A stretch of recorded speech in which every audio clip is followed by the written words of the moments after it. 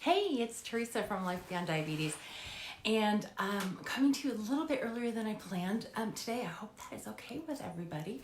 I realized I have a schedule conflict, so here I am. I'm going to adjust a little bit because I realized that my captions are covering my face, so when I add captions, I want to make sure it's coming in down below my chin. Hopefully this works. Anyway, today's topic is sleep. I learned some fantastic information about sleep at my diabetes symposium last Friday, and I'm going to talk a little bit about it. I will say it got a little bit sciencey. It totally appealed to the science nerd in me. Hopefully I can break it rather simple. So going to just dive right in. Going to talk just about a little tiny piece of it today, and that is about the effects that sleep deprivation has on the hunger hormones that our body naturally releases. And so when I'm talking about sleep deprivation, what I learned is that there are some studies that they took two groups of people. One is the control group, so the people that they weren't studying, that were just there to be the sample. And the other group is the people that they were studying, so the experimental group. And the people that they were studying, they took those people and they restricted their sleep by 4 hours. So they made them stay up 4 hours later than what they normally would stay up. So they had them sleep 4 hours less. So what they found is there were some profound effects on the way their bodies dealt with food the following day. And so we talk a little bit about what happened.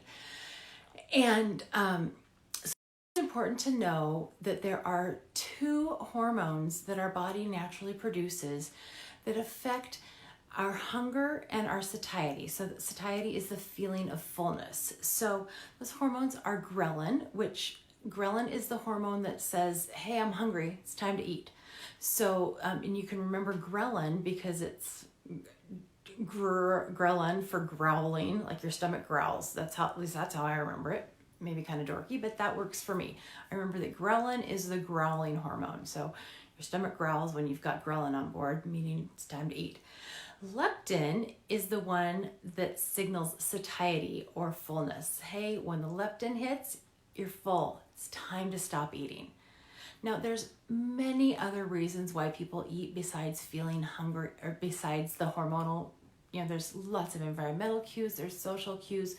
Sometimes we eat just because it's time to eat. It's dinner time, so it's time to eat. We eat because, the plate's not empty. We're full because the plate is empty. There's lots of cues that are external that have nothing to do with the signals our body is sending us. But right now, I'm talking about the signals our body sends us.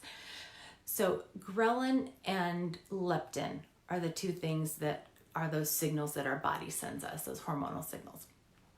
So what they found in this study is that when people were kept awake for that extra 4 hours, and now they were not allowed to make up that sleep on the back end.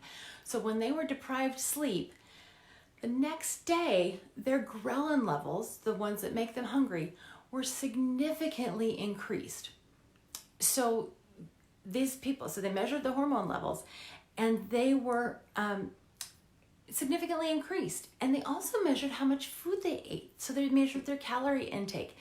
And these people that had their sleep deprived, they ate significantly more calories. So it was a statistically significant increased amount of calories over the control group.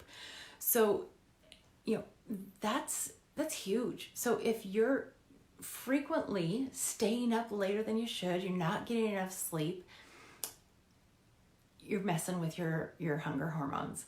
Now, they did not find any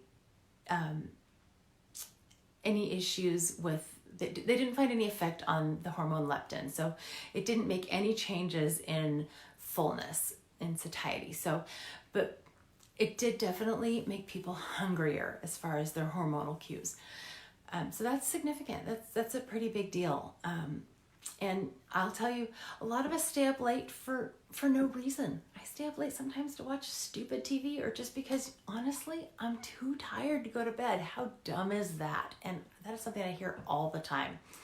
Man, I'm just sitting there, and if I have to I don't go to bed because I have to get up out of the couch to go to bed. It's the dumbest thing ever. I do it all the time. Too tired to go to bed. So, that's one thing. Same study, they looked at how our bodies handle the food. So they looked at these people that had their deprived sleep, and they measured insulin resistance. Now, insulin resistance is, again, another really complicated situation that's looking at how our body handles the hormone insulin. Now, I've written a blog post about this, and again, it's a super complicated concept that I studied a lot, and